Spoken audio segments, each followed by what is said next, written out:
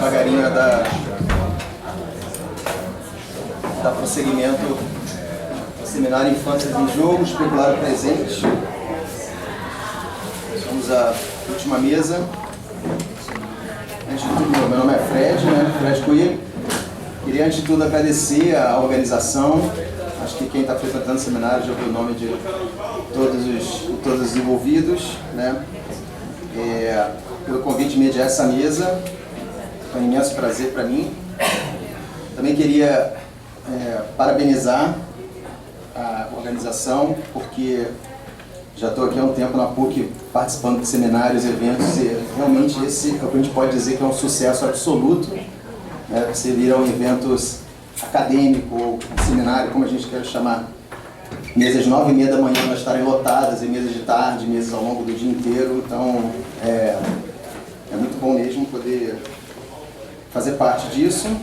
Nossa mesa, com a Fernanda Lopes, com a Rivânia, coloque o Infâncias em Jogo, Especular o Presente, mesa 8, chamada Arriscar a Imagem. E a gente vai abrir com primeiro a Fernanda. Vou ler sua mini bio oficial. Fernanda Lopes, crítica de arte, pesquisadora, curadora, doutora em História e Crítica da Arte pelo Programa de Artes Visuais da FRJ, de pós-graduação. Trabalhou como curadora adjunta do Museu de Arte Moderna do Rio de Janeiro entre 2016 e 2020. Curadora associada em Artes Visuais do Centro Cultural São Paulo entre 2010 e 2012. Publicou os livros, entre eles, Éramos o Time do Rei, a Experiência Rex, e Área Experimental, Lugar, Espaço, Dimensão do Experimental na Arte Brasileira dos anos 70. 2 livros fundamentais para quem estuda a história da arte brasileira. Atualmente, Fernanda é diretora artística da Galeria Atena, no Rio de Janeiro, e do Instituto Pintora de Janeiro. Fernanda vai apresentar a fala A Infância do Pensamento de Mário Pedrosa. Desculpa, a infância do pensamento é ser bonita, mas a infância no pensamento, de Mário Pedrosa, Flávio de Carvalho. Fernanda, por favor. Bom, obrigada, boa tarde. Queria começar agradecendo também ao convite, a professora Rosana e toda a comissão, e também estou feliz de estar aqui com vocês e com o Rivani e o Fred.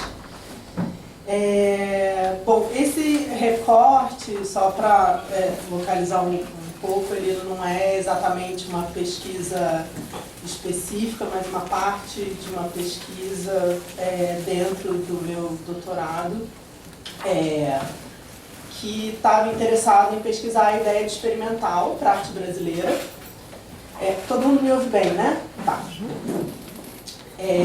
E nesse sentido, entender o meu ponto de partida era o Mário Pedrosa, especialmente por conta da expressão exercício experimental da liberdade.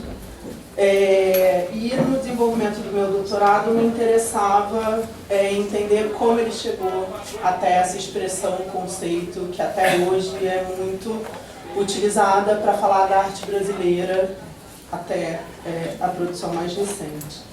E dentro desse contexto, o meu doutorado é na UFRJ e eu vim para a PUC fazer um curso com a professora Rosana, que chamava Imaginação e Experiência da Literatura.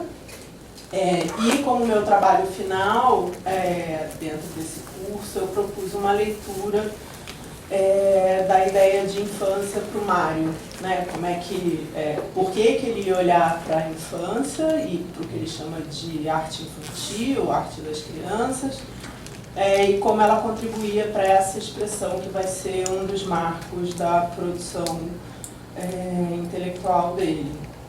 O Mário é um pensador brasileiro que se forma, quer dizer, a entrada dele como crítico de arte ela é posterior. Ele começa com uma formação política, interessado em causas sociais, interessado no marxismo, e só nos anos 30 que ele vai, o Mário nasceu em 1900, só nos anos 30 ele vai efetivamente começar a trabalhar como crítico de arte também, e vai exercer um papel fundamental nas décadas seguintes, 40, 50, 60, acho que especialmente, e muito nas discussões não só da arte brasileira, que caminha dentro do discurso dele e na prática artística de um conjunto de artistas para uma arte abstrato-geométrica, que vai levar ao neoconcretismo, e uma ideia de autonomia da arte brasileira já nesse momento, mas que ele estende essa discussão até os anos 60.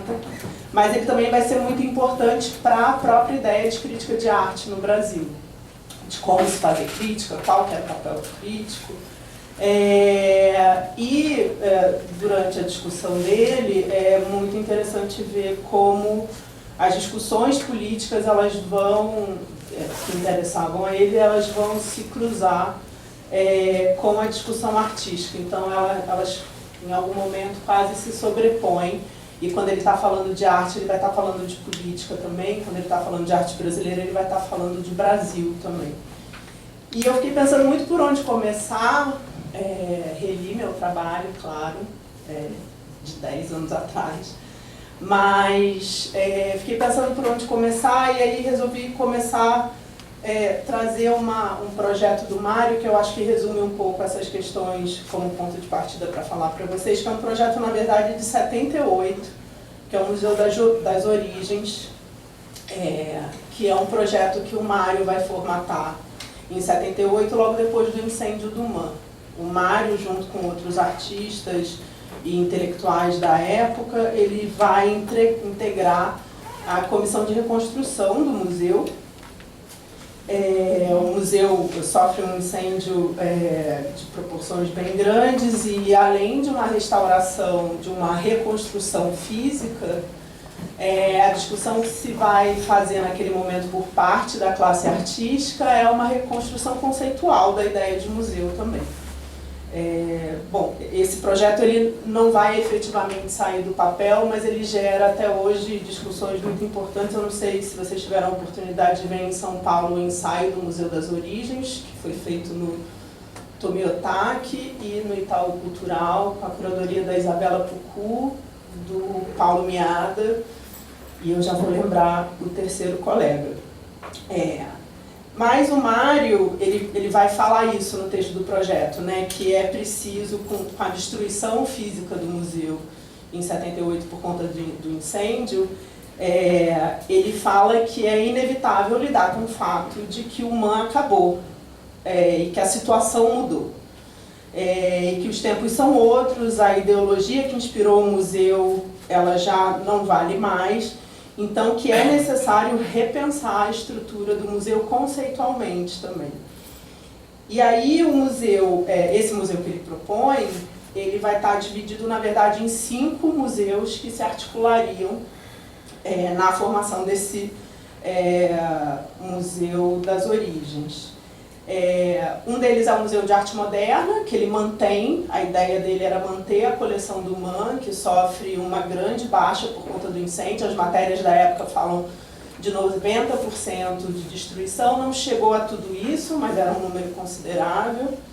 E a coleção do Museu de Arte Moderna, que é fundado em 48, é uma coleção de arte europeia, ocidental, branca. Além desse que ele manteria, ele fala do Museu do Negro, do Museu de Artes Populares, do Museu do Índio, que abrigaria o museu já existente, na verdade, sua coleção, sua estrutura, e o que ele vai chamar de Museu de Arte Virgem, que ele põe entre parênteses Museu do Inconsciente. Ele vai se referir mais especificamente ao Museu do Inconsciente também já existente, mas no texto ele não vai explicar muito o que ele considera arte virgem, mas em outros textos anteriores, porque essa é uma discussão que ele começa no fim dos anos 40 e leva até quase o final dos anos 50. Então são quase uma década que ele vai discutir mais especificamente essa ideia de arte virgem, que para ele vai incluir a produção visual indígena, dos pacientes de instituições psiquiátricas e das crianças, que ele vai chamar em alguns textos de arte infantil e tal. Então, como eu estava falando, entre o fim dos anos 40 e o fim dos anos 50, ele vai escrever uma série de artigos, conferências, escrever textos para exposições, porque algumas exposições vão acontecer nesse período, não só dele, mas eu já vou citar, para falar especificamente sobre essa ideia de uma arte virgem, e alguns textos mais especificamente sobre a dimensão da criança, disso que ele vai chamar de infantil. Arte virgem, arte bruta, arte primitiva, né? Esse pensamento vai ecoar em outros pensamentos paralelos e afins, não só no Brasil, mas fora também, especialmente no contexto do pensamento da arte moderna, né? Quer dizer, uma produção que está pensando, repensando a ideia de arte, de uma prática artística e do papel do próprio artista, tentando deixar de lado uma ideia de arte até então, que era produzida pensando na lógica de uma representação, de uma reprodução do real, de uma mímese, né, de representação mesmo, de apresentar de novo. E buscando a ideia de autonomia, quer dizer, de uma arte que fosse pensada e produzida a partir de outros padrões que não esses. Então, por exemplo, em 1947, ele vai escrever um texto chamado Arte e Necessidade Vital, para uma conferência, onde ele vai falar, ele começa o texto dizendo isso, que era nítido naquele momento que existe uma incompreensão que foi construída ao longo dos séculos do que seria arte. E que essa incompreensão estaria ligada a uma ideia de arte que é uma imitação, que é uma cópia, que é uma representação da realidade a partir de parâmetros construídos desde o Renascimento. E aí a gente pode pensar no ponto de fuga, em todas essas técnicas que vão ser desenvolvidas durante o Renascimento para que a pintura parecesse o mais real possível, de uma habilidade técnica, da ideia de um reconhecimento do mundo. E ele vai dizer nesse texto que essa ideia de arte levava o público a ter uma dificuldade muito grande de lidar com a arte moderna, que era uma tentativa de construir o exato oposto disso, né? Que desejava uma autonomia, quer dizer, que fosse uma arte que não reproduzisse o mundo, mas que inaugurasse novas formas e imagens para o mundo. Em 47 também ele vai escrever um texto chamado A Ação de Presença da Arte,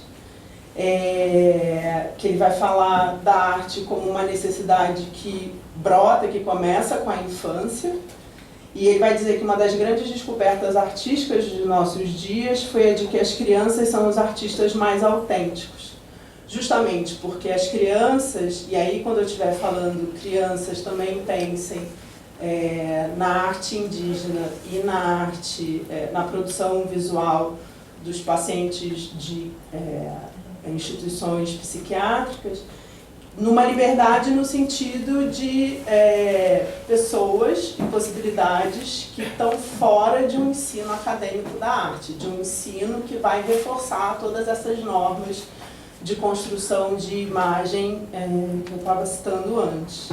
Ainda em 47, junto com esse artigo, ele faz um outro chamado A Força Educadora da Arte. E em todos eles, ele não vai analisar essas imagens, mas ele vai analisar o contexto de possibilidade de construção dessas imagens. É isso que vai estar interessando a ele. Quer dizer, não as imagens específicas, mas a possibilidade dessas imagens existirem, dessas imagens poéticas, visuais, plásticas existirem em pessoas que não tinham acesso a uma formação acadêmica, que era o que caracterizava um artista até aquele momento. Em 52, ele vai fazer um texto chamado Arte Infantil, e aí é interessante porque é um texto que é publicado numa exposição que o Museu de Arte Moderna vai fazer em 52.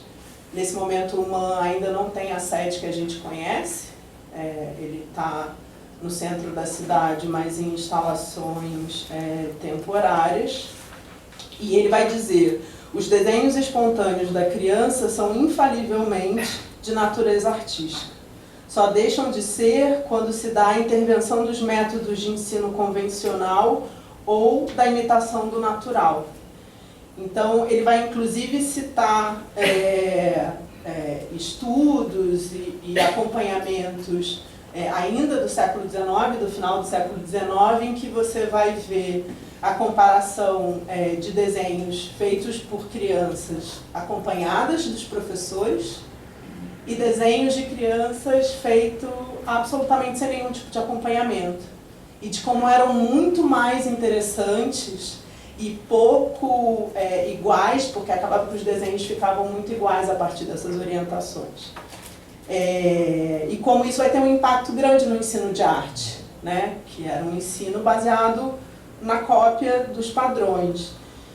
E nesse texto, ele vai citar os alunos do Ivan Serpa, no MAN-Rio. Isso é interessante, assim, essa discussão do Mário não vem sozinha, né? Ele não está sozinho nesse momento olhando nem só para a produção das crianças, como nem só dos pacientes psiquiátricos, né? Exemplo da Lise da Silveira, enfim, o próprio Almir Mavinier visitando o... como chama? Esqueci. Os Animais do Inconsciente. Isso, que o Mavinier é um pintor e ele vai parar um tempo de pintar depois de olhar a produção desses enterros, porque ele vai ficar muito impressionado de como aquelas imagens puderam ser produzidas por pessoas que não tinham uma formação artística.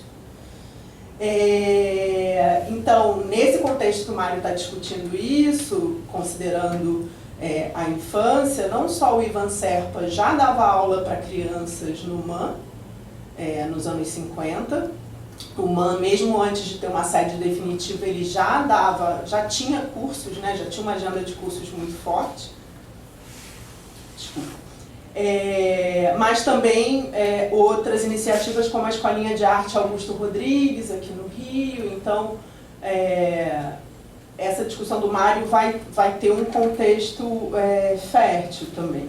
Em 54, ele escreve o texto Crescimento e Criação, que aí vai acompanhar diretamente a produção das obras dos alunos do Serpa.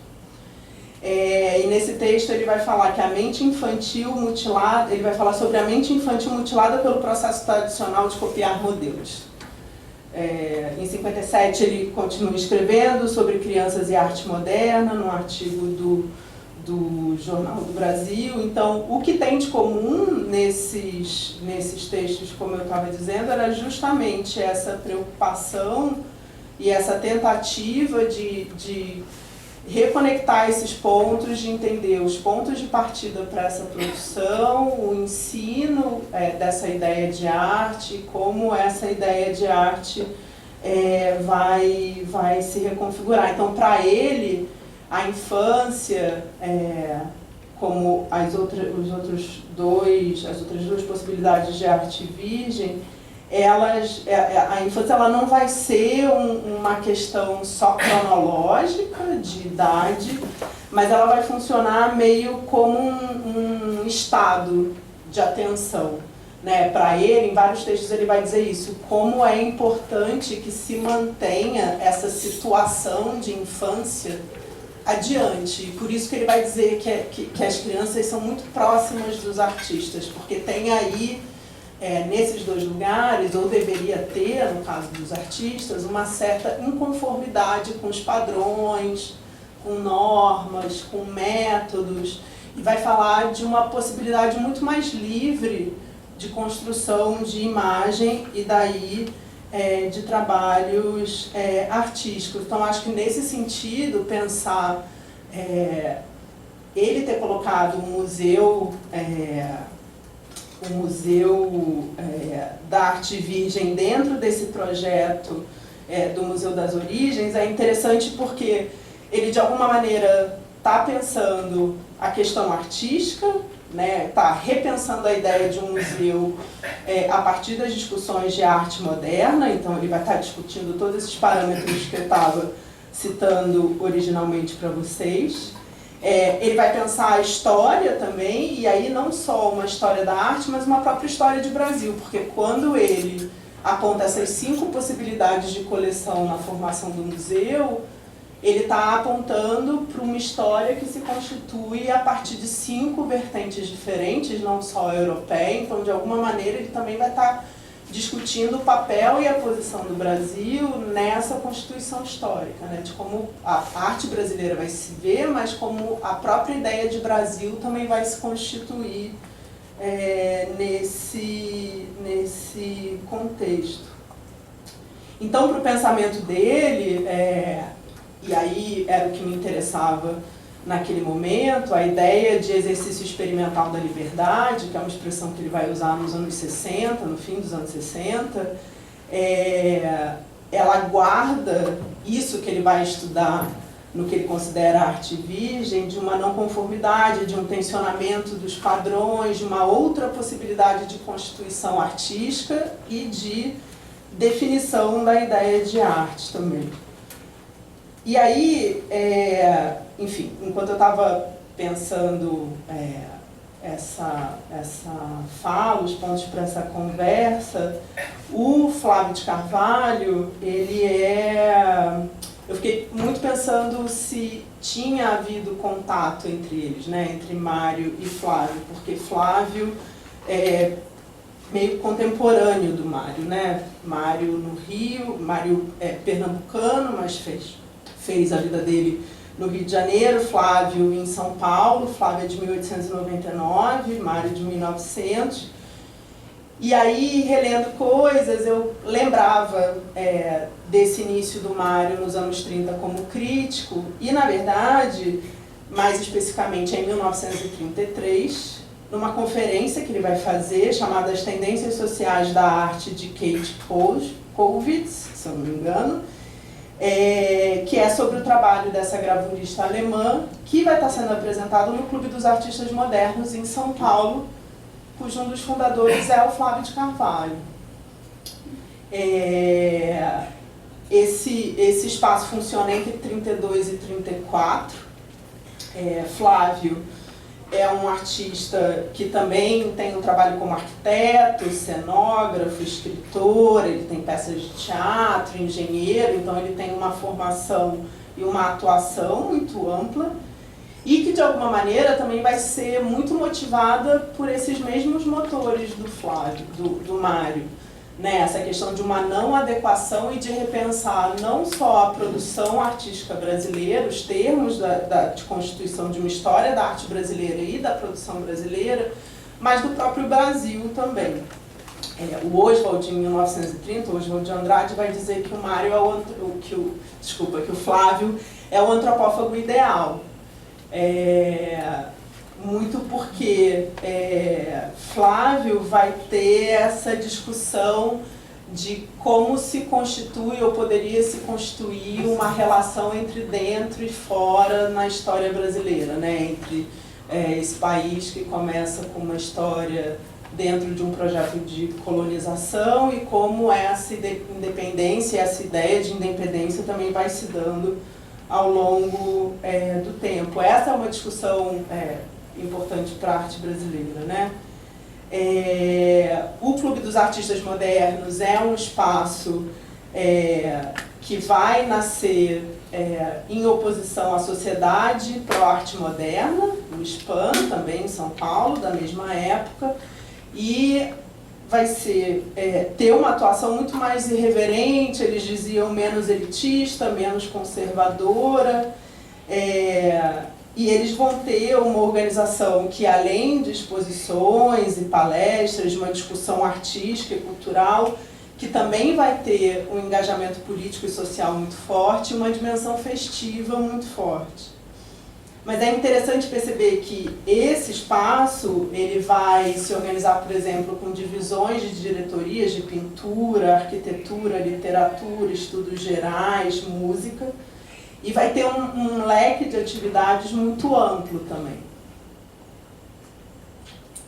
Então, além de cursos, palestras, sessões de modelo vivo, eles também vão ter bailes de carnaval, apresentações de música, teatro, eles vão ter o que eles chamam de teatro da experiência, e o primeiro espetáculo que vai ser montado dentro desse programa é o Bailado do Deus Morto, que é do Flávio. E entre as exposições que eles vão realizar, eles vão fazer em 33 a Semana de Arte dos Loucos e das Crianças, que tem curadoria do Flávio de Carvalho, e também do psiquiatra Osório César. E eles vão reunir desenhos, pinturas e esculturas dos internos do Hospital do Juqueri, que foram selecionados mais diretamente pelo Osório César, apesar do Flávio, nesse momento, também estar frequentando o Juqueri e também já está interessado nessa produção visual. E desenhos de crianças vindos de escolas públicas e particulares de São Paulo. E, além da exposição, eles vão ter um ciclo de palestras com artistas, médicos, intelectuais e educadores. No material que eu encontrei, também não o Flávio não se dedica muito a analisar as produções em si, mas muito mais a importância do lugar dessa produção. Num pensamento muito próximo do Mário, na verdade. Eu acho que isso talvez seja um importante ponto de encontro entre eles. Acho que o interesse deles nessa produção, ele tem essa raiz comum, de entender como uma outra possibilidade de pensamento da arte fora desses padrões que a gente conhecia, que a gente lidava até então. Ele vai estar numa entrevista, ainda em 33, onde ele vai comentar que a exposição de desenhos de alienados e crianças no Clube dos Artistas Modernos é mais importante do que parece à primeira vista, porque traz aos olhos do público uma série de problemas que ele não está acostumado a encarar. Desculpa. E aí ele segue, ele vai dar uma entrevista ainda esse ano, de 33, para um outro veículo, onde ele vai ressaltar a importância da reunião desses trabalhos e por que eles deveriam ser levados para o público em geral. E ele vai dizer que os desenhos das crianças, quando não são estupidamente controlados pelos professores, têm uma importância que ainda não aprendemos bem. Esses desenhos têm, antes de tudo, profunda importância psicológica, porque eles são uma forma de associação livre de ideias, trazendo à tona a sequência de fatos ancestrais, as formas de uma evolução longínqua, alguns deles realizando uma coisa como um panorama das espécies. Parece que a criança, impulsionando livremente o lápis, desdobra toda a tragédia da vida e do mundo, todos os cataclismas da alma e do pensamento. Ela vê a dolorosa caricatura de tudo e dramatiza numa simplicidade de formas e de cores que faz inveja aos grandes artistas. E ele vai continuar acrescentando que verdadeiramente grandes artistas se parecem com as crianças e suas invenções possuem uma espontaneidade inconsciente em cor e forma, sem a preocupação das escolas de belas artes.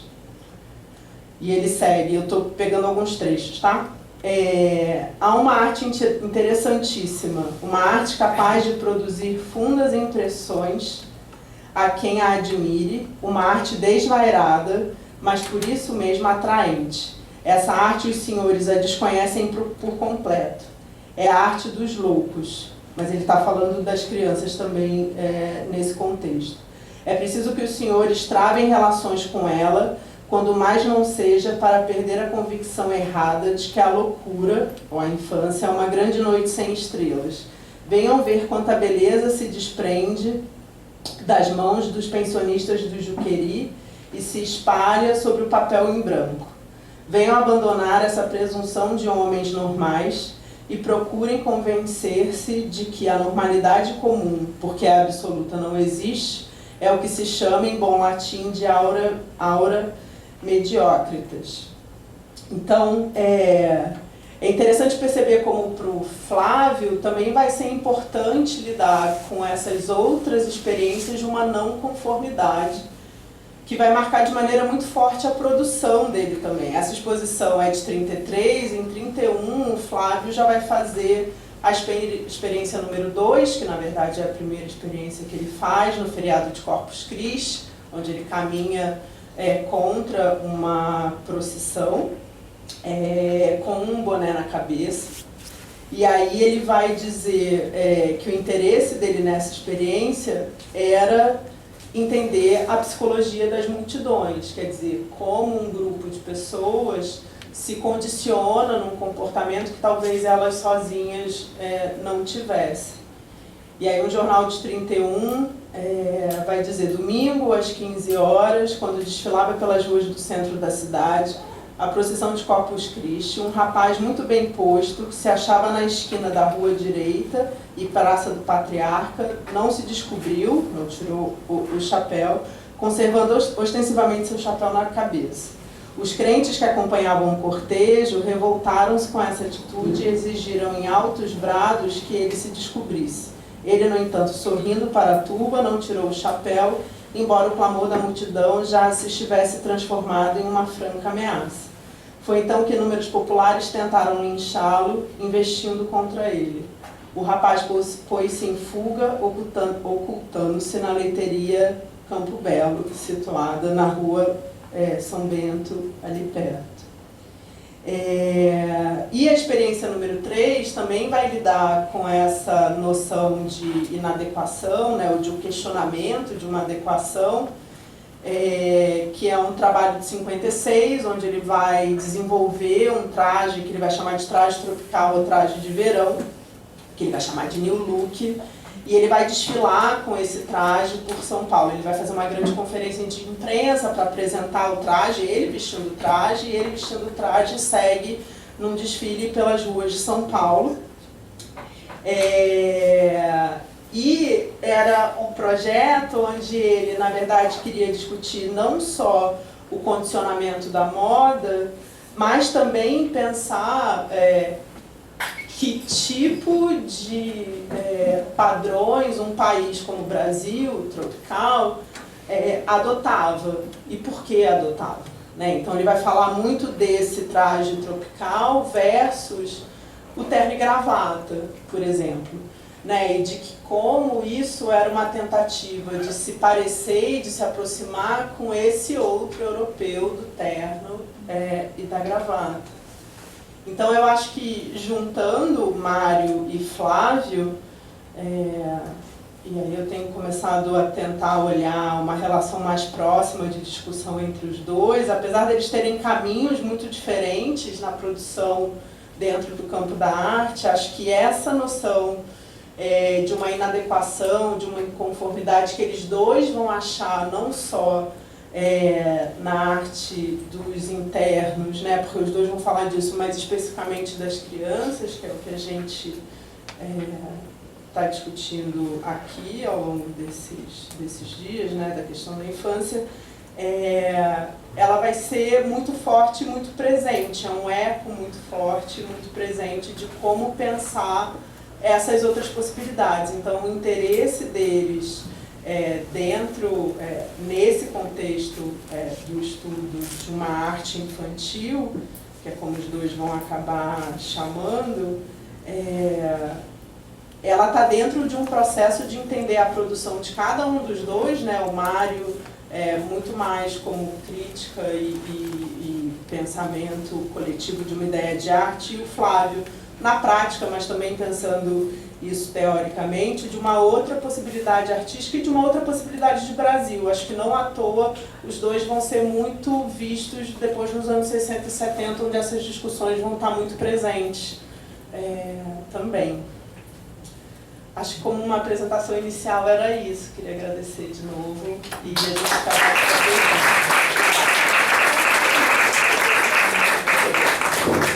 Muito obrigado, Fernanda. Certamente continuaremos. Só lembrar que a gente tem um horário para a sala, né? Então, quer dizer, para a sala e para o que vai acontecer depois lá fora, que vai ser o lançamento do livro, né? Da Rivane também, da Mariana Lacerda. Eu vou ler aqui direitinho. Até as 6h30, não é isso? Então a gente vai dar prosseguimento. Apresentar a Rivane Neuschwander, artista visual. Desde os anos 90, Rivane elege como material de sua produção elementos das trocas sociais, das lembranças ou do consumo. Em suas instalações, traduz o caráter intercomunicante dos sistemas vivos. Em desenhos, pinturas, tapeçarias e vídeos, a artista opera o cruzamento de seu repertório plástico com a ciência, a história e a psicanálise, a linguística e a literatura, de modo a articular assuntos prementes da política contemporânea. Entre suas exposições individuais recentes estão Sementes Selvagens, Museu de Serralves, Porto, Portugal, 2022, Knife Does Not Cut Fire, Kunstmuseum Liechtenstein, Vaduz, Liechtenstein, 2021, Rivane Neuschwander, East Tank, adorei esse nome, Tate Modern, Londres, Reino Unido, em 2021. Ao final desta mesa, como eu acabei de dizer, está aqui escrito, eu vou ler também, estará lançado aqui no colóquio pela editora Cobogó o livro Reviravolta de Gaia, feito em parceria com a cineasta documentarista Mariana Lacerda, que a nossa banca lá fora maravilhosa, Machado, estará, né, provendo para todos nós. Rivane, brigadíssima pela sua presença e boa fala. Bom, primeiro eu gostaria de agradecer a todos vocês por estarem aqui, tá? Eu não sou muito boa disso. Queria agradecer a Rosana pelo convite, e agradecer o pessoal do colóquio, não consegui conhecer todos ainda, ao Fred e a Fernanda por estarem aqui comigo. Primeiro, começo a me desculpar porque eu sou um pouco tímida, mas as figuras vão me salvar, então vamos. E eu queria que vocês sentissem também muito à vontade, porque às vezes, como o trabalho a gente está muito perto, me fogem questões meio óbvias, então vocês podem me perguntar à medida que eu vou apresentando. Eu sofri um pouco para escolher o que a gente, né, Rosana, o que eu ia abordar, porque eu venho trabalhando a questão da infância há um bom tempo, acho que até mesmo antes de ser mãe, mas depois que um dos dois filhos vieram, isso ficou assim, bem, evidentemente bem forte, e acabei optando por mostrar dois projetos distintos, vou chamar de projeto, vai ficar mais fácil. Um foi feito aqui no Rio, no Parque Lage, então eu até ia pular esse trabalho para falar do outro, que é Quando Ditadura e História, mas como foi feito aqui, eu acho que é importante. Eu fico um pouco constrangida, porque depois dessa fala e depois desses dois nomes, Flávio de Carvalho e Mário Pedrosa, a gente fica assim, né? Será que eu entendi alguma coisa desse legado todo? Mas bom, eu acho que eu sou daquelas artistas um pouco incorrigíveis que acredita que a arte é transformadora mesmo, de verdade. Então eu acho que eu tento a arte muito próxima à vida, acho que tudo que eu faço está nesse bololô, para bem e para mal. Então o primeiro projeto que eu vou mostrar se chama O Nome do Medo. Ele começou em Londres, quando eu me mudei para Londres, minha filha tinha 5, meu filho tinha 7. Foi um período muito difícil na vida, assim, também de adaptação, muitos perrengues pessoais. Foi quando eu comecei a mergulhar na psicanálise, como analisanda, mas como a minha parte histérica manda, comecei a estudar também o assunto todo. E tive a sorte de ter sido convidada para desenvolver um trabalho com o Departamento de Educação da Whitechapel. E na época eu estava lá com essas confabulações sobre o medo, o projeto era bem no iniciozinho, mas foi um começo bonito. Depois, em 2013, eu acho, eu ganhei um prêmio na Coreia do Sul, um prêmio super generoso, que eles davam um dinheiro bom, e eu tinha 3 anos para fazer o que eu quisesse, desde que no final eu mostrasse o resultado numa instituição, qualquer instituição do mundo. Eu estava voltando para o Brasil, a Lisete Lanhato, que vocês devem conhecer, curadora, amiga, referência para mim sempre, estava na direção do Parque Lage, e o Paulo Heckenhoff estava no mar, no Museu de Arte do Rio. Falei, Lisete, eu queria gastar esse dinheiro no Brasil e uma coisa que seja mais voltada para o social. Aí apresentei para ela o projeto, e agora eu vou apresentar para vocês. Só que a Lisete levou isso, a minha Mária Pedrosa, ela leva isso de uma maneira muito profunda. Falou, olha, então a gente vai pegar esse projeto, mas a gente vai tentar alargar e ter um compromisso maior. Então ele acontece ao longo de 8 meses. E aí eu vou apresentar para vocês, mas só para dizer que... Não, vai que Você vai dar certo, assim, tá vendo? Ele vira lá, mas não vira cá. Eu passo aqui hoje, a gente parece perrengue desde sempre. Tá passando. Ives, você Você você vai... Paulo! Paulo Henrique Brito é o moço da tecnologia.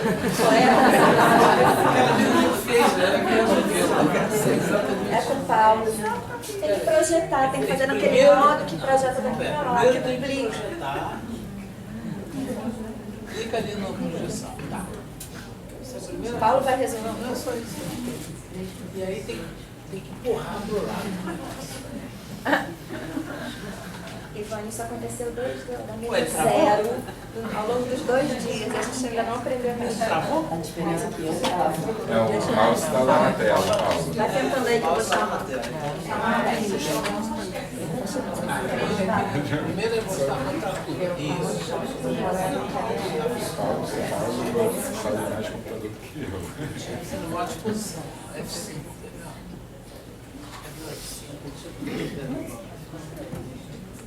Eu acho que a pessoa puxando pra lá, né, cara? Pra jogar lá.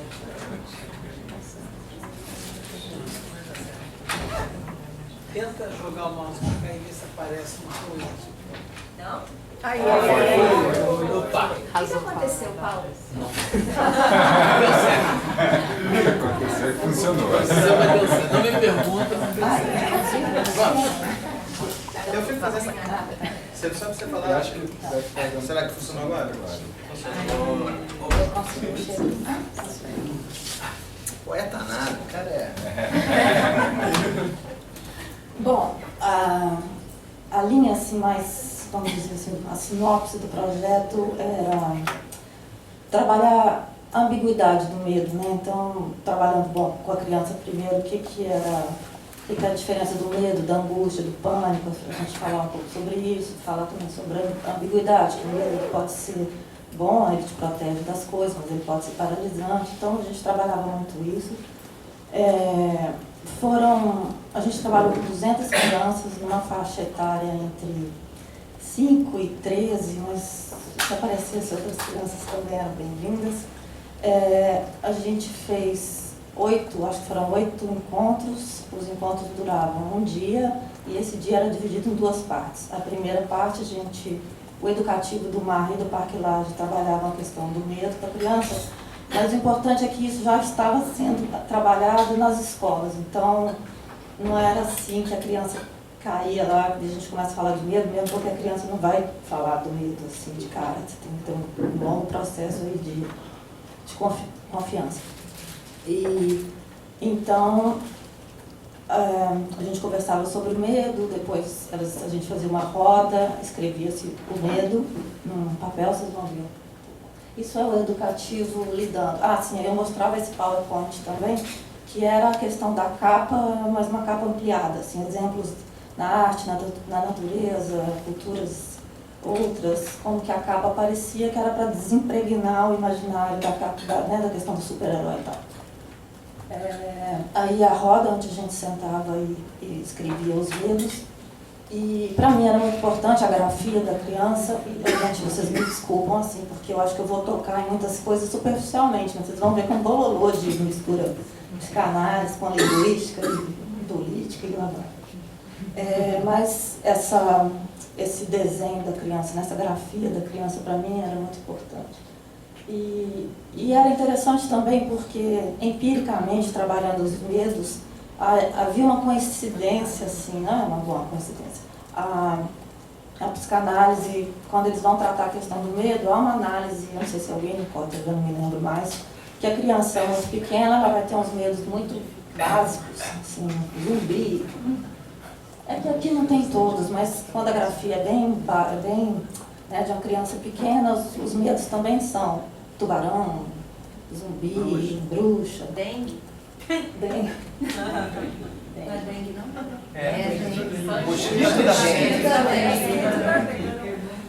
Tigre. Exato. Tubarão branco, Tigre. Pra garantir, né? E daí, à medida que vai crescendo, claro, os medos vão ficando mais elaborados, alguns faziam desenhos, quer dizer, também tinha essa questão, alguns não faziam nada, esses eram que eu ficava realmente preocupada, eu falava, meu Deus. E às vezes também tinham coisas de contaminação, então teve uma escola privada que alguém escreveu não tenho medo de nada, foi assim, eu falei, que fracasso, essa profissão foi um fracasso. Mas, bom, então era assim, essa primeira etapa, e como eu disse para vocês, nem sempre a criança vai escrever, às vezes ela escreve o que o adulto quer ouvir, mas a gente tinha conversado entre a gente também, porque tinham muitas pessoas ajudando, acho que cada sessão devia ter uns 30 crianças, E a gente tinha pelo menos uns 14 adultos, porque tinha tesoura, tinha tecido, tinha um monte de material um pouco perigoso. E então a gente tinha conversado sobre, à medida que a oficina avança, a gente vai tendo essa escuta paralela, bem psicanalítica, para também conversar com a criança, eventualmente se aparecer uns medos meio escabrosos e tal. Então, a próxima etapa era a criança tentar fazer um sketch de uma capa que a gente confeccionaria na sequência. Aqui já era as crianças confeccionando as capas, e como o prêmio era muito generoso, a gente se esbaldou os tecidos coloridos, fitas, era lindo, a gente percebia o olho das crianças brilhava, e aquela loucura, e tesoura para cá, e criança para lá, e aquela confusão, mas o objetivo assim, que a gente tinha como, aconteça o que acontecer, a criança vai levar a capa dela para casa. E essa capa é bonita, ela é de tecido, ela é colorida. E a gente quer que essa capa vá para a comunidade, para casa, que ninguém jogue fora. Então ela era bem elaborada, acho que é importante. E também entendendo que funcionaria como um objeto, né, simbólico, assim, daquela coisa bem unicotiana. Bom, aí a gente também tinha como fotografar profissionalmente e tal. Aí mais ou menos são as crianças todas, aquelas fotos. Bom, então, baseado nos desenhos dela. Aí acabava... Aqui já entra outra... Aqui entra uma outra etapa que já é a parte que eu tenho que desenvolver para fazer uma exposição. E isso é sempre muito complicado, pelo menos para mim, assim. O que você vai misturar entre a sua experiência, a experiência da criança, o que você...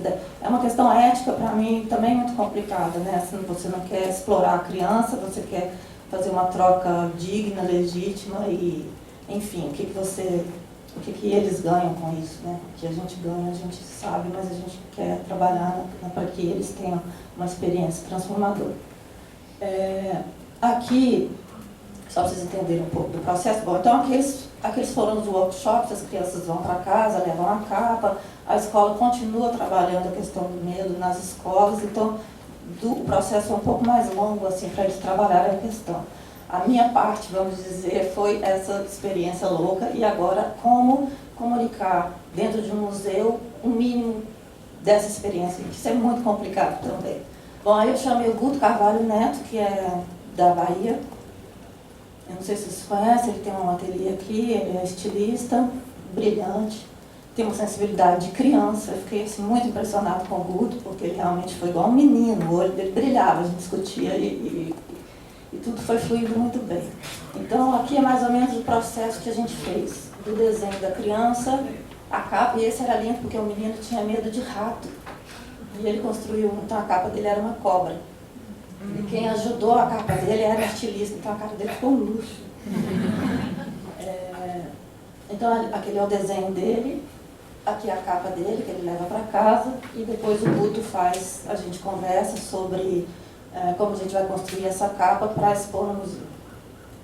Esse é um mosquito da dengue. O desenho é incrível, né? O desenho é qualquer coisa, menos o mosquito da dengue. E também a gente conversava muito com a criança, e isso é muito bonito, porque a criança ela não tem essa vibe assim, muito egoísta, muito individualista. Eles entendem que aquilo pode servir ao coletivo, mas a gente explicava, olha, essa capa que você fez, eventualmente vai se misturar com outra capa para virar uma terceira capa. Então, quando você voltar no museu, mas esse menino já saiu brincando, ele já não quer saber. Ele quer levar a capa dele para casa, isso é importante. Mas então teve isso também, no final a gente misturava medos, misturava capas, desenhos, para fazer o que a gente achava que seria mais interessante também, já pensando nessa questão estética mesmo, que eu particularmente também dou valor para isso. E a gente combinava dois medos também. Então, por exemplo, aquele era medo de monstro e estranho. A gente combinava dois medos. Esse era de TV, anúncio de TV e atrás. E essas já são as capas elaboradas pelo Guto e o ateliê. ter medo. Uau. Não era medo de separação, nada, aquele aleatório e tal. Esse, a janela aberta e o mosquito da dengue. Aquele eu não me lembro, acho que era igreja, bota na cara, né? E essa questão que o Guto também tem muito, a gente também conversou muito sobre isso, sobre a questão muito artesanal. Ele tem um capricho, assim, tudo bordado, tem, enfim, é uma coisa plasticamente muito rica, isso também é muito importante. Algumas capas podiam ser manuseadas, as que eram mais frágeis a gente pendurava assim meio para cima, mas todas que estão na parede, no cabide, todas podiam ser manuseadas, né? A gente queria, evidentemente, trazer essa energia de volta.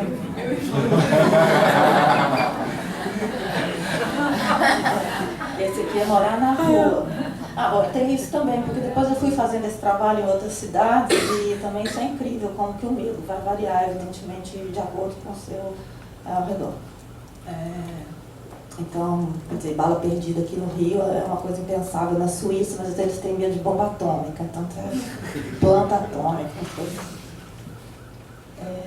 Então é isso, eu passei meio brevemente por esse trabalho, só porque agora eu vou entrar na questão da história da infância, só falando que quando eu começo a fazer esse trabalho do medo, eu estava muito mais interessada na psicanálise do que provavelmente na política. Aí, vindo de Londres para cá, eu comecei a acompanhar muito os escritos do Sarfati.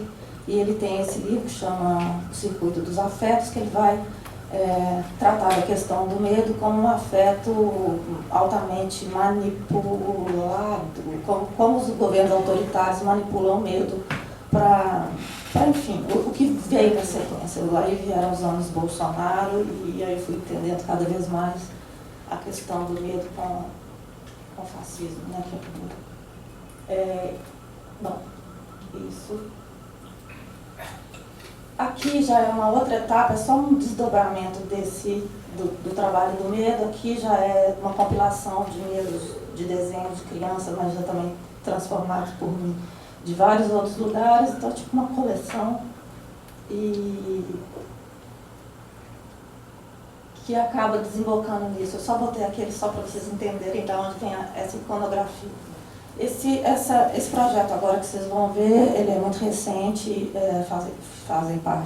fizeram parte de uma exposição que eu apresentei em São Paulo no ano passado, chamava O Fardo A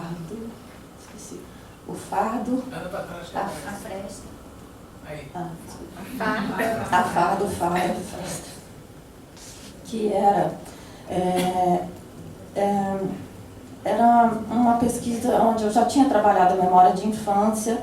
Eu tinha começado uns anos atrás perguntando para os amigos quais lembranças de infância eles tinham e que experiências foram importantes para eles, e eu formalizava isso de alguma maneira.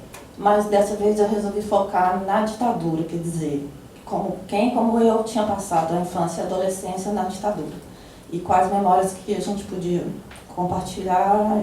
E aí vocês vão ver mais ou menos como a coisa foi formalizada, e cada um foi formalizado de um jeito muito particular, porque cada memória é muito singular, é como um medo, né? Assim, o medo, no final, cada um vai ter um medo bem particular. Isso é muito divertido nessa geração dos meus filhos, que eles falam assim: mãe, sabia que tem fobia de pato amarelo? Eu falei, sim, essa eu sei, essa da fobia do pato amarelo eu até entendo, o Fiesco está aqui do lado, eu entendo. Medo de furinho, e eles sabem os nomes, eu acho, eu falo, ai meu Deus, assim, o diagnóstico de fobia é muito curioso. Então, para essa exposição da memória, que aí eu começo a ler a Agamben também, enfim, a questão da história da infância, e eu tentando também entender como, por exemplo, na minha família, pode ser que exista uma metade bolsonarista incompreensível para mim. Então eu falava assim, não, deve ter uma explicação profundamente psicanalítica que eu vou ter que entender, vou ter que ir atrás disso, qual memória que é, da onde que essa pessoa se extraviou para o lado de lá, sei lá. E só que eu resolvi abrir, já não eram mais só meus amigos, eu coloquei no Instagram, aí foi muito bonito isso também, porque então, também tem um recorte de classe que eu queria sair um pouco. Essa é a memória de duas pessoas sim, cada trabalho, deixa eu ver se Cada trabalho tem a inicial do nome da pessoa e um parêntese que mais ou menos dá uma dica assim, do que é a memória. E eu não revelo, evidentemente, quem é o nome da pessoa, menos que ela não se importe. Tem uma história, enfim, quando ela era criança, a mãe dela alugou uma casa e elas dormiam nessa casa e a menina começou a ter muito pesadelo, muita insônia, muito assustada. A mãe ficou assustada porque ela nunca tinha tido nada, não sei o quê. Passou-se o tempo e a mãe descobriu, lendo na revista, que ela tinha alugado a casa da morte, sem querer. Enfim. E ainda dentro desses espaços clandestinos, um amigo de uma amiga, ele nadava aqui quando criança, ele ficava nadando ali na praia da Restinga, não sei o que. Marambaia. E sempre que via um corpo, que boiava um corpo, quando era um corpo afogado, ele tinha nome, ele tinha família, ele tinha comoção. E de repente boiavam os corpos sem nome, sem comoção, e um silêncio. E ele começava a achar muito estranho, né? Porque, não vamos falar sobre isso. Essa pessoa morreu afogada, mas ele foi entendendo ao longo do tempo que era um lugar de desova da ditadura. Daí, como formalizar isso, né? Eu comecei a pesquisar. Então, assim, para cada memória, é como se fosse um novelo de lã. A pessoa dá um fiozinho, você vai desenrolando aquele novelo. E aí também você vai entendendo coisas do próprio país. É como se cada memória individual somada ali faz um retrato meio subjetivo do país. Nesse caso, esse período meio tenebroso. Então, aqui também pensando um pouco, a iconografia, essas figuras, essas pinturas aí. Isso é tudo tecido, tá, gente? Tecido costurado, pintado. Essa iconografia preta e vermelha do sangue aí vem do trabalho do Projeto do Nome do Medo. E essas palavras que são costuradinhas são os lugares de tortura da ditadura militar, os clandestinos. Clandestino assim, né, pra gente, que eles sabem onde tudo. E as letras são embaralhadas, então, de modo que você é meio seduzido pelo trabalho, mas quando você entende, você já tem uma repulsa, assim, porque é uma história de horror. Essas são as... Desculpa, eu só coloquei que eu tinha preparado essa palestra para uma outra coisa, mas também acho que a gente tem que aproveitar, né? A gente está nesse ano e é de ditadura aí. 60 anos.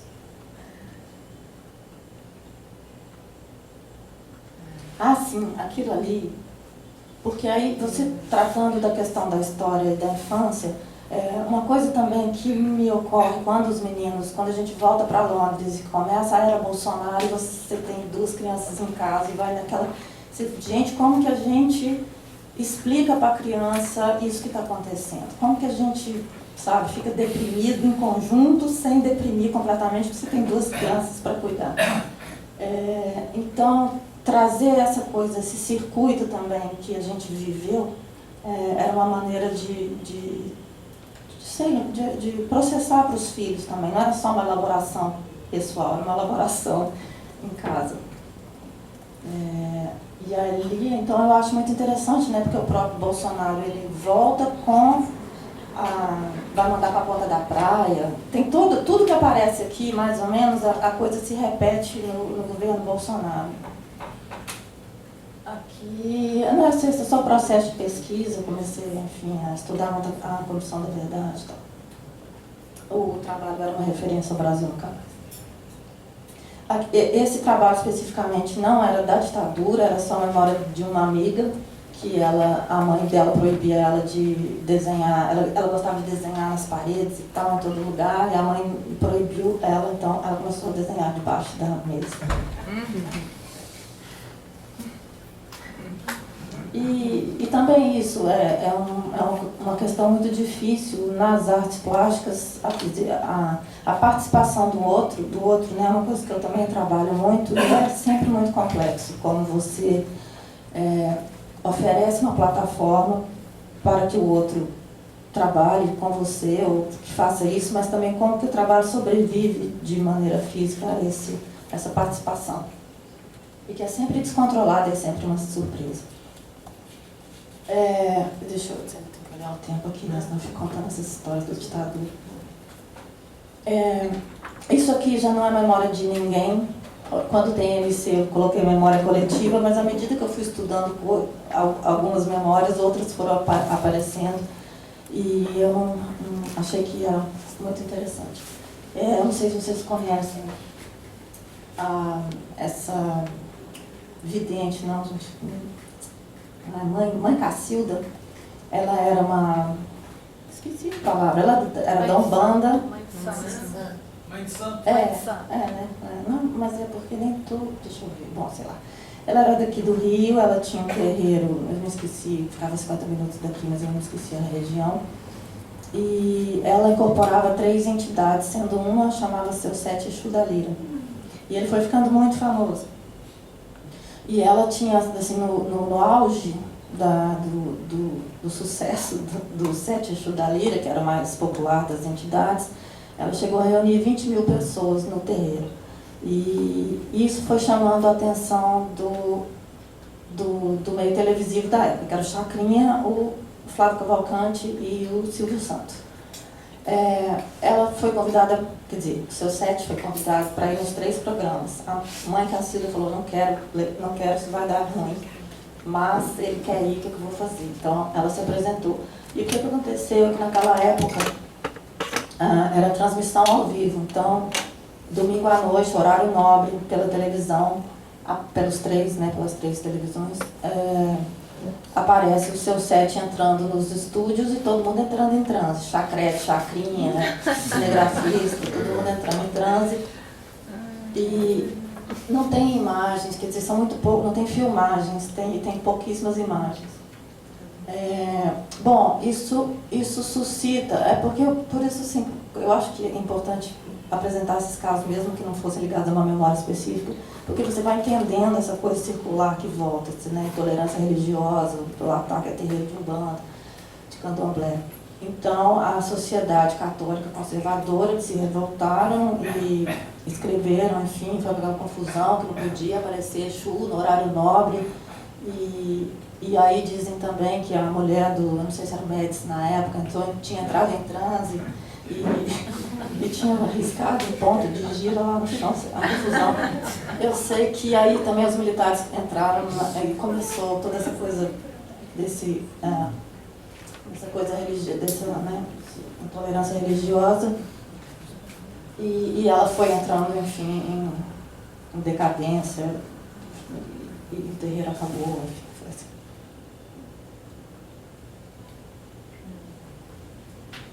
Esse livro é muito bom, eu recomendo. Então, esse aqui é como eu formalizei o trabalho, era uma capa, deixa eu ver se tem uma foto, era assim. Era uma capa que ela vestia uma capa assim, mais ou menos, né, nesse formato. Então, de um lado tinha o emblema do Chacrinha, que era esse disco, não sei se eu sou dessa época, eu lembro, na roda. E do outro lado era o símbolo do Sete Exu da Lira. Isso eu pus para você, Rosana, a memória da Sabrina. Ela falou que eu podia falar. Essa é a memória de uma amiga que ela vira, na verdade, é bonito porque ela acaba sendo professora da letras, né, de literatura comparada, e a memória que ela me dá de infância eram 2 poemas da Cecília Meirelles. Eu falei, diabos, o que eu vou fazer com esses 2 poemas da Cecília Meirelles? E aí eu fiz um código de cor, para cada letra tinha uma cor, e acabei fazendo isso, que era aquele exercício, né, de colorir também. E depois ela lembra que o Rimbaud tinha uma coisa assim com a cor, então tem que estudar isso. Essa é um caso de 9 chineses que foram presos, acho que logo antes da ditadura, logo antes do golpe, nesse afã de justificar um golpe militar por ameaça do comunismo, coisa que também se repetiu com o governo Bolsonaro. Eles prenderam 9 chineses que não tinham nada a ver com comunismo nem nada, assim, eles eram da China, mas estavam no Brasil fazendo comércio de algodão, enfim, não tinham nada eles não estavam fazendo nada de errado, mas inventaram essa história de que as agulhas, o nível de imaginação também é incrível, que as agulhas estariam envenenadas, agulhas de acupuntura envenenada para matar o Carlos Lacerda. Sabe que esse nível de delírio que até hoje a gente, não é? É isso, uma capacidade de inventar. Bom, aí como formalizar isso de novo, eu fui estudar os pontos de acupuntura, acabei encontrando uma coleção de aquarelas no Museu de Londres que chama Wellcome Collection, que eu gosto muito. E daí foi formalizado assim, essas são as aquarelas originais. Essa é a memória da Rosângela Renault, que também me permite que eu fale, e também o que eu acho bonito, porque como que a memória singular acaba definindo um pouco o adulto. Eu percebi isso em muitos casos.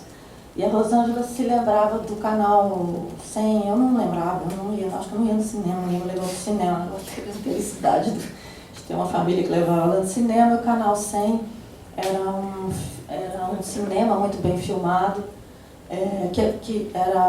que passava antes do filme, né, que a gente ia assistir no cinema. Eram curtas e eram muito focados no futebol, mas lindamente bem filmado, em, acho que eram 16 ou 35, não sei. Se você for na Fundação Roberto Marinho, nesse curso que você está vendo, uma exposição sobre o Rio de Janeiro, uma das telas é o canal 100 passando. Olha só. Você vai poder lembrar se você realmente viu ou não viu. A larga dele. Eu vejo até os anos 80 passaram, né?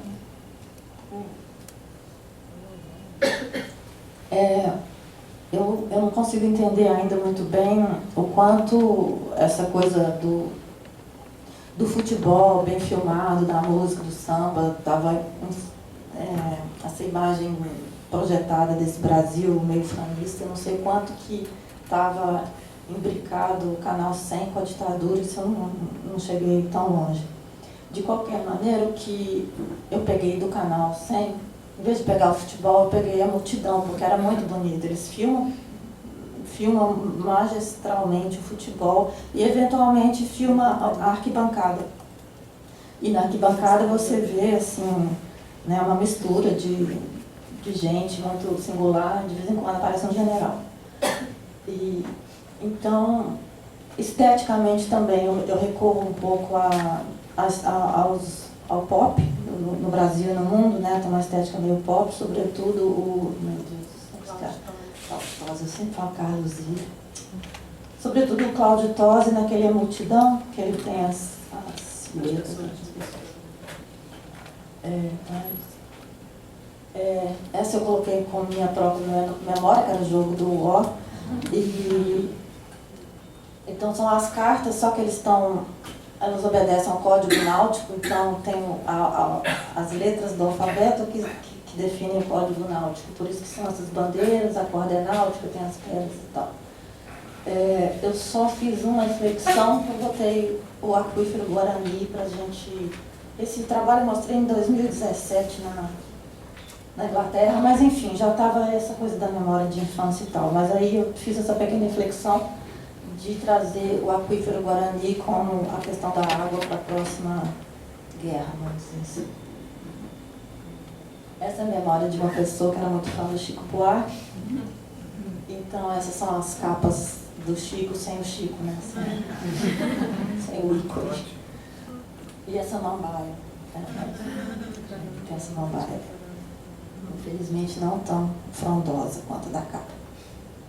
Essas são as capas originais. Sim, como é que está o tempo? Porque eu acho que eu já estou contando história demais, né?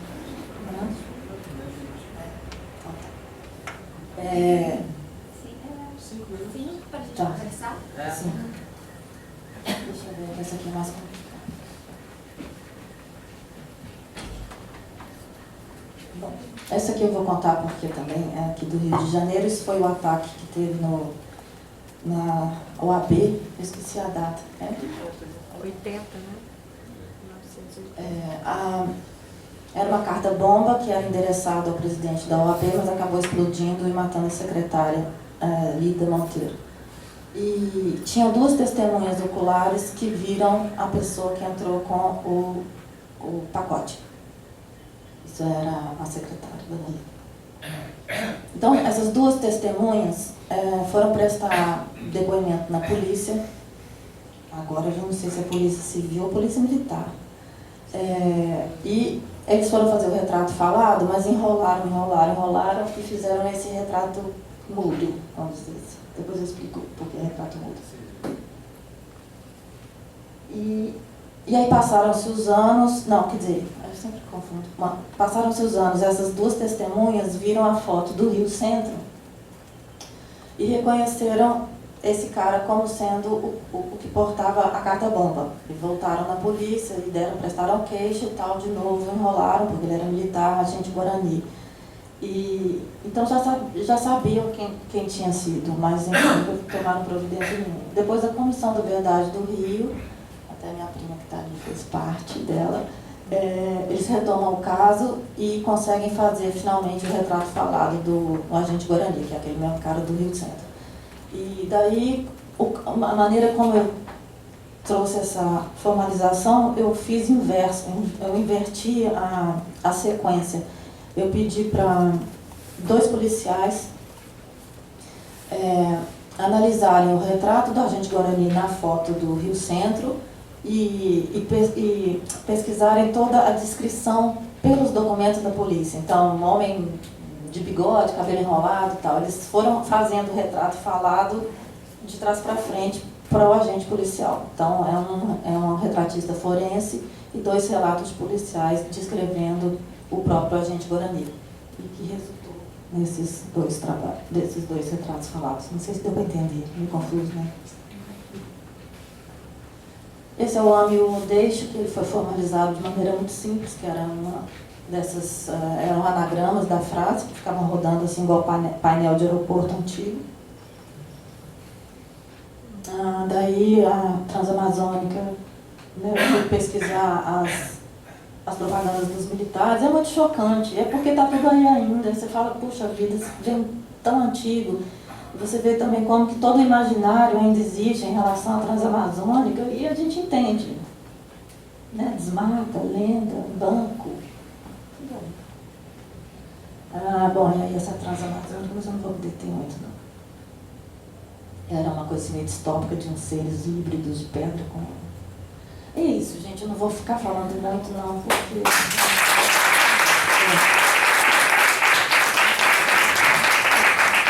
Muito obrigado, Ivane, obrigado, Fernanda. Também não vou abrir o debate.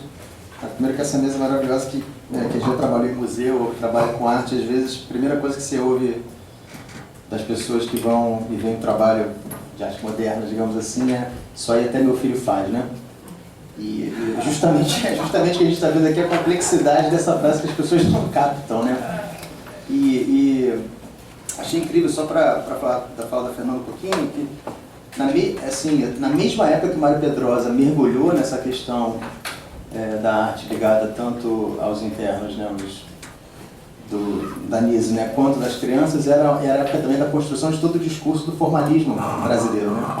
No mesmo momento que você estava no auge do debate ultramoderno, da vanguarda, ele estava mergulhado também nesse espaço, né, que de alguma forma, óbvio que estou fazendo uma ponte aqui por conta de uma mesa, não estou fazendo aproximações tão rápidas, estou fazendo aproximações rápidas, mas de alguma forma também, né, o espaço que você construiu para o lugar da criança, né, inevitável a gente pensar nos parangolés, não sei se isso foi uma referência de algum jeito, né, que eram capas que também diziam, né, situações contra opressões e contra mitos, né, como Incorpora a Revolta, da Diversidade Vivemos, as mais famosas, né, digamos assim, e que de algum jeito trazia esse espaço, que é uma palavra até que a arte usa muito para falar de criança também, que é uma palavra que o seu trabalho mostra como às vezes é problemática, né, que é a ideia do lúdico, né?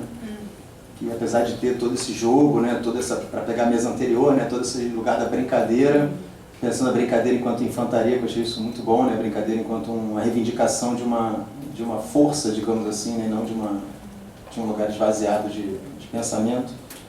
Então achei incrível, achei importante você mostrar o processo também, né, porque às vezes a gente vê os trabalhos e todo esse processo ele fica completamente, né, obliterado, digamos assim. Não sei se vocês querem já colocar alguma questão, falar.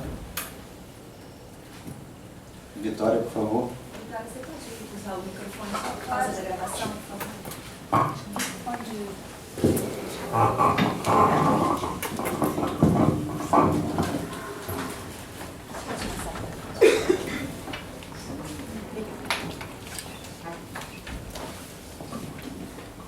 Boa tarde.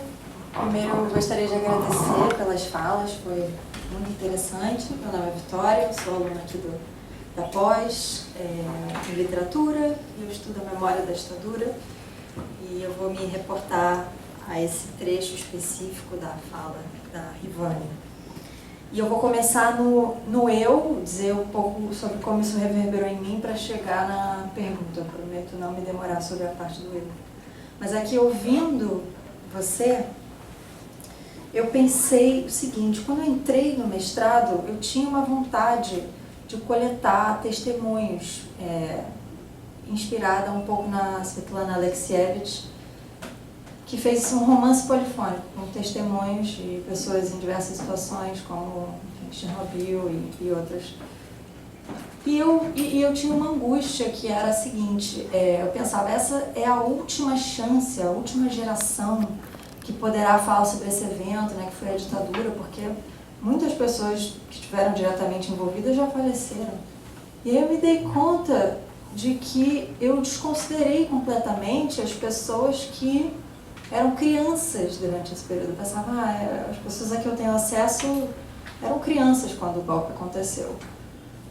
E até vindo para cá eu pensei, nossa, esse evento realmente não se comunica com a minha pesquisa, mas esses eventos são tão ricos que sempre acabam saindo algo muito valioso. Enfim, e aí eu pensei que talvez a resistência à memória infantil, a resistência a abordar o material produzido por eles, talvez venha de uma ideia de que a memória infantil é insuficiente ou fragmentária, ou de que as crianças não têm um certo entendimento, permitiria um olhar profundo sobre a realidade, né? Mas aí eu me lembrei de um verso da Louise Gluck, que ficou famoso, circulou bastante, né? Que é alguma coisa do tipo: a gente vê o mundo uma vez na infância e o resto é memória. Enfim, e aí voltando então à exposição que você organizou e ao projeto das capas, que eu achei fenomenal, as capas lindíssimas, aquela da separação, assim, sensacional. E aí eu fiquei pensando se houve alguma discussão sobre se incluiriam ou não o material feito pelas crianças, as capas que eram talvez imperfeitas, talvez esteticamente insuficientes para os padrões adultos, né, de um museu. Mas se isso foi considerado, assim, incluir esse material produzido pelas crianças num museu de gente grande.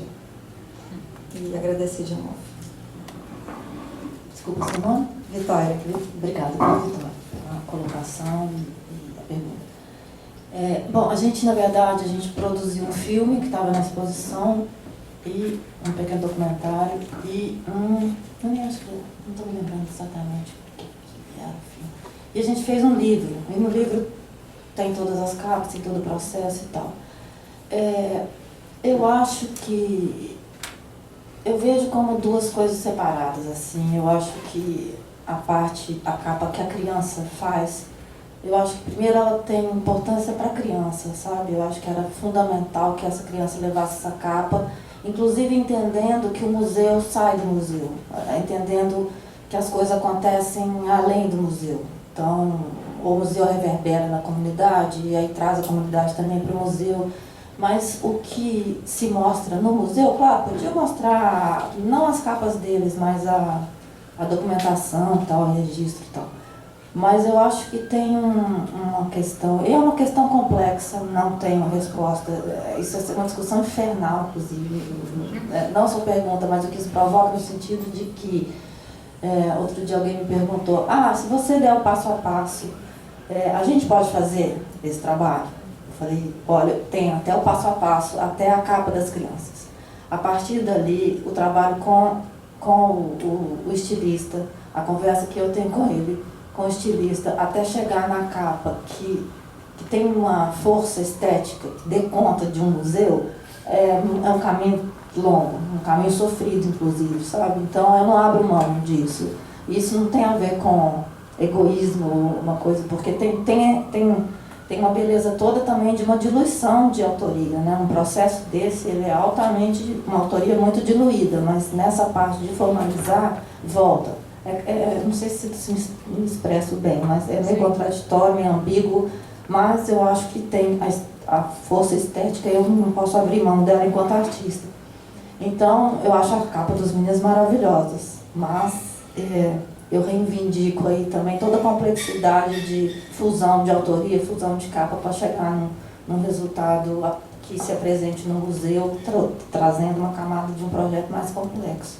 Não sei se eu me expliquei bem. Obrigada. Posso falar?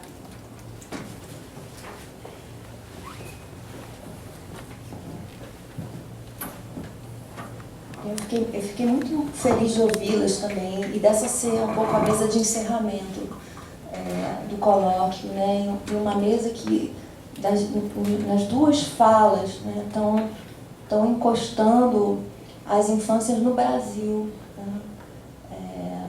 Em termos políticos mesmo, né? Quer dizer, conviver com as crianças, pensar, né, o traço infantil, o idioma infantil, prismático, né? Porque a gente não está gravando nada aqui, né? É também uma abertura para a gente pensar o Brasil, quando a gente também considera as crianças como sujeitos políticos, né? Fora dessa lógica tutelada, adultocêntrica e etc. Né? Então, assim, quando as crianças estão contando para você, né, que elas têm medo da dengue, de bala perdida, ou da separação dos pais, ou medo de rato, né, é porque elas estão no mundo, né, elas estão na vida, elas também pegam dengue, elas também morrem, elas também vão à guerra. Né?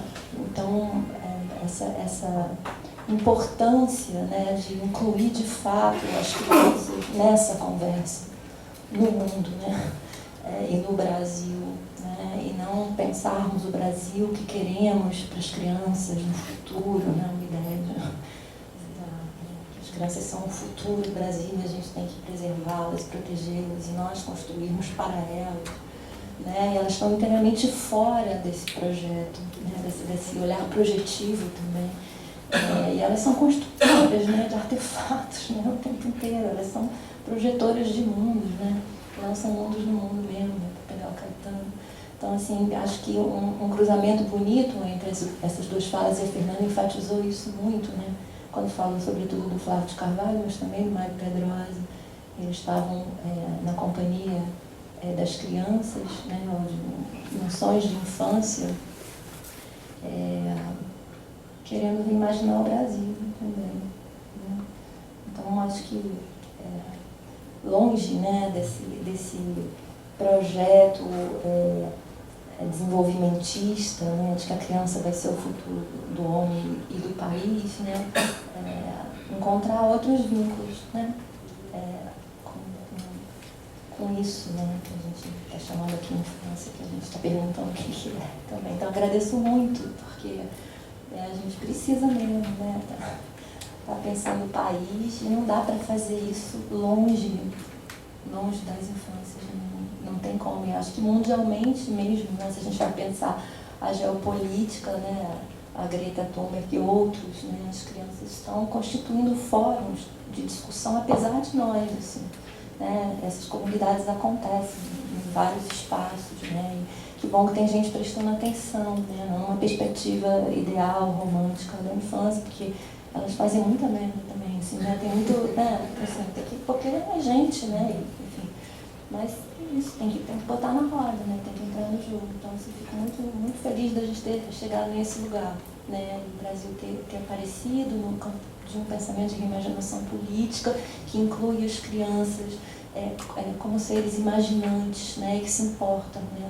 no chão que elas pisam, o que lhes acontece, o que acontece com os outros. Então, agradeço muitíssimo. Posso fazer uma última pergunta / colocação? É interessante porque uma curiosidade, assim, a Fernanda trouxe a experiência, digamos assim, né, de inserir a criança no mundo da arte pelo jeito, pelo exercício experimental da liberdade, né? E todo o discurso do Mário, e principalmente do Flávio, de algum jeito, é um discurso que recusa o lugar da ideia de escola de arte enquanto espaço, né? A questão do professor. E aí minha curiosidade é que você falou que você trabalhou com escolas públicas e escolas privadas. Como é que foi a recepção das escolas para esse seu projeto? Como é que elas atuaram com você? Se elas realmente, elas apenas entre aspas, né, liberavam os alunos para... Porque você falou que nas escolas eles também faziam isso. Como é que foi a sua experiência com as escolas, essa relação com a arte e a criança? Então, essa parte, na verdade, eu não tive acesso, mesmo porque eu não moro no Rio. Então, isso ficava, esse diálogo e essa parceria ficava entre o Parque Lage e o Mar. Acho que, sobretudo, a Escola do Olhar do Mar, eles que intermediaram. Então, era escola pública, escola privada, abrigo e público espontâneo. E os abrigos eram bem puxados, os abrigos foram muito puxados, porque, né, aí você também lida com um drama social que eu falava, gente, o que eu estou fazendo? Por que eu estou fazendo esse projeto? Olha aqui, a menina 13 anos grávida, que medo, né? O que você está falando sobre medo? Então, coloca coisas pra gente também muito, muito duras, não é tudo assim também, sabe? Eu já tinha feito um projeto com criança do Projeto Axé na Bahia, numa época que eu não tinha estrutura psíquica nenhuma para viver o que eu tinha, eu era muito jovem e tal. E é uma realidade muito dura, né? Uma infância muito sofrida. Mas aí você volta e fala, não, você acredita na potência de um encontro, de uma experiência que seja, não que ela dure 3 horas, e nessa a potência da arte. Mas, enfim, essa mediação foi feita pela instituição. Agora também eu estou fazendo um projeto com sonhos na Áustria, com crianças. E, não sei, a discussão no Brasil sobre os sonhos, gente, desculpa, eu só dei uma derivada aqui, mas só para eu chegar aqui. A discussão no Brasil dos sonhos tem sido rica, eu acho, pelo menos, eu não sei, a nossa psicanálise foi mais adiante, aí entra o Krenak, entra o Siddhartha, eu falei, vamos trabalhar com sonhos, deserto, Áustria, Freud, parecia que eu estava falando de horóscopo, eu falo do inconsciente do Freud, o curador fala assim, ai, vem essa artista. Mas é bonito, então as escolas, eles começaram a trabalhar com as crianças, e é para uma instituição, vocês vão gostar disso, Rosana, é a primeira instituição na Europa para criança, com criança e de criança. Então é um envolvimento da criança, que não é assim a autonomia estética do desenho da criança, não, é a criança, é ela tomando decisões, é ela montando sua exposição. E eu fiquei numa situação, falei assim, meu Deus, aonde que isso vai, né? Porque assim, como é que eu vou controlar esse grau de autonomia das crianças? Então tem todo esse embate, mas é bonito, eu acho que estão pensando mesmo a criança como... O mundo estaria melhor, não é? Também, se as crianças estivessem tomando as decisões. E estão sofrendo muito também. O que na mesa anterior parecia que era uma utopia radical, você trouxe agora dizendo que já existem projetos, né, de algum jeito. A própria ONU, né, já tem fórum juvenis, tem assentos, as crianças estão participando das discussões ambientais. Porque acho que por muito tempo ficaram como objetos de intervenção. Que você salva, né? Pode ter um soldado. Pesquisa objetos de intervenção. A gente pode atrapalhar menos, né? Exatamente. O caminho dela. A gente não atrapalhou o suficiente. Trabalhamos demais. Rosana, Flávia, Francisco, Paloma, Aline, estão contempladas e acho que a gente pode tomar vinho, encerrar esse apreciar os livros, brilhante seminário que ocorreu. Uma salva de palmas para vocês.